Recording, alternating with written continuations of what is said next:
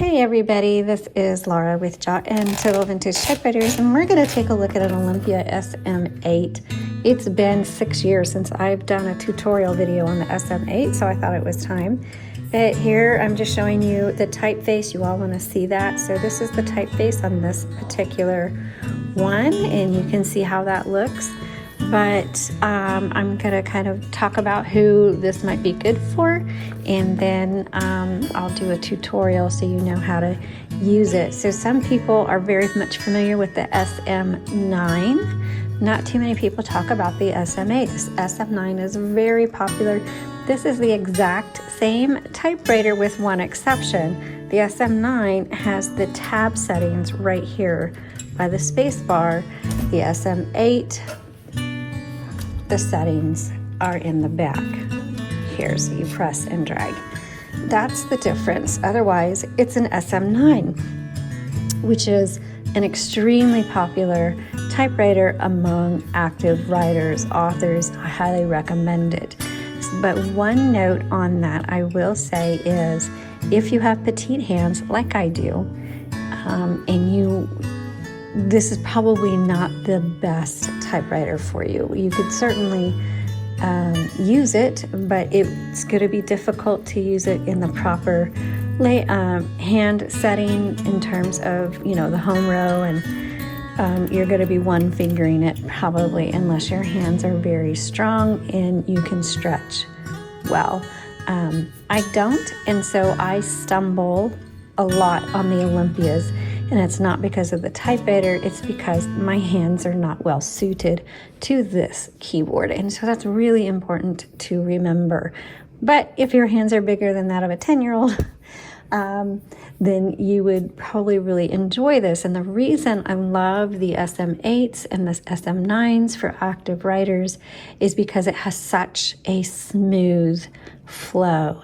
The Olympias are just really well known for that. And so if you are, like, if somebody came to me and say, hey, I'm an author, I want to write a book, or I'm transcribing a book, I would probably immediately point them to the Olympias, because they're just such a great, smooth typewriter. And, when it comes to keyboards, you don't have to worry. This Olympia, you just don't have to think about things as are you going to miss the handle? I mean, there's just the littlest things that you can take away and not have to think about really helps in keeping a flow. And this is one of them. You can type quickly and you can just keep hitting that, get into a rhythm. And it's just a very efficient, in my opinion, a very efficient and wonderful to use for those who don't want to be distracted. Now, if you are a creative writer and you like to think while you're typing and stuff like that, there's actually a lot of other typewriters that I would suggest over this one, because this one doesn't give you as much of a tactile experience as maybe an older one, like with the round keys that has the chrome edges or something like that. This one is for extended work, focused work, smooth, uninterrupted flow. Okay, with that being said, let's go ahead and I will start from the back and make my way forward, and we'll talk about how this works. So I mentioned the tabs are there in the back. You've got your little plastic paper guide there. You have a paper, where's the release? So this is a manual. So there's like this paper holder right here, and it's manual, and it just folds down. Your margins, you're gonna squeeze and drag. Okay, so that's how those work. You have your carriage down here. Right here is your carriage lock. So I put the lock on that. Let me just tap it into place. There we go. It's locked. It's not going to go anywhere. And then let me move this back up. Just pop it down to release it, and now it's going to move. And you can hear the bell nice and strong on this one. Right here is your paper release. So that releases the tension. I'm going to go ahead and load this paper again. I'm using backing paper. which we sell on our website with regular paper. If you don't have backing paper, you can use like 2 pages. That protects your plate, and as well as gives you just a bit of smoother operation. Okay, so mine lined up perfectly. I don't need to adjust it, but if I did, then that's where this paper release would come in handy.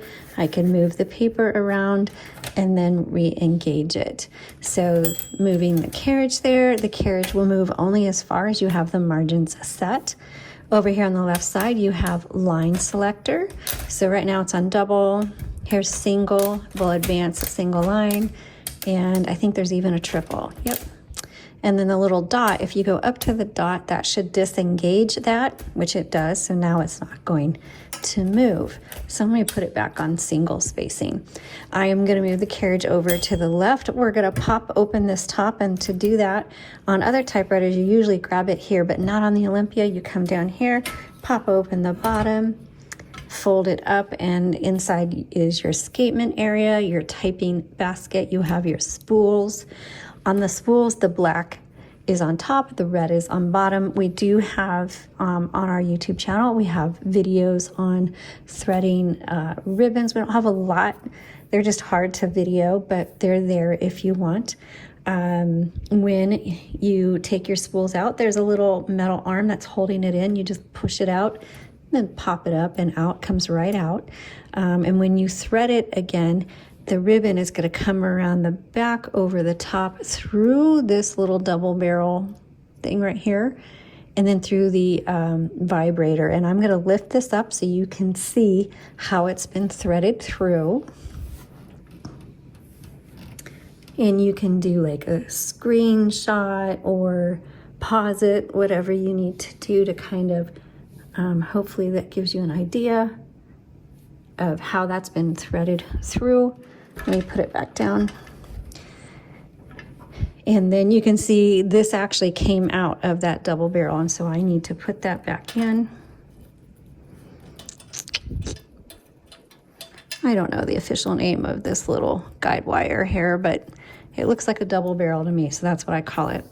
And again, so over the top, around the back, and underneath. This has a metal bar holding it as well. And when it's time to reverse the direction of your ribbon manually, you just tap, and that will reverse the direction of your ribbon. People always comment and always ask, well, doesn't the ribbon reverse automatically? No, it can, but it depends on what kind of ribbon you have.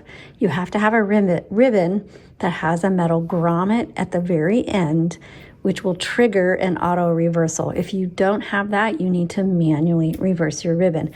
Now, you don't have to keep your your typewriter lid open to reverse it. Let me put this down. Make sure it snaps all the way. My hands have got ink on it, so I'll have to wipe that off. But if you just put your fingers here, you can kind of see it, and you just tap back and forth to reverse the direction of your ribbon.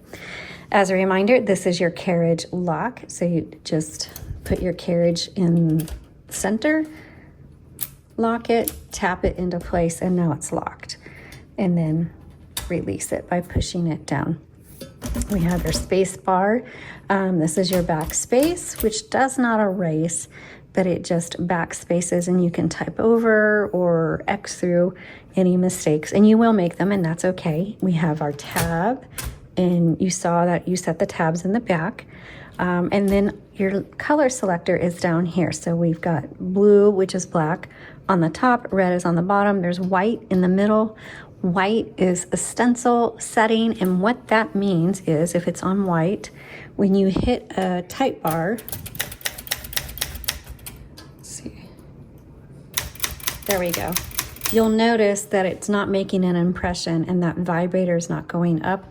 So what that does is it disengages the vibrator, and so the ink ribbon isn't going to go up, and it's not going to be impacted by the type bar. So sometimes when you're typing and things aren't working quite right, stop and check 2 things. Make sure your color selector is firmly on the black or the red, and reverse the direction of your ribbon, and 9 times out of 10 that will solve a lot of the problems. So okay, so that is how you do use an Olympia SM8. Oh, one more thing. We have a margin release. So we'll come over here and let me see where I'm at. I'm going to bring it in. And we're just going to type.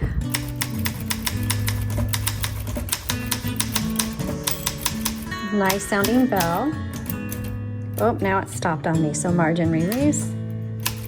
Type my little word and then go to the next line. So that is how you use an Olympia SM8. I hope you found this helpful. Thanks so much for watching.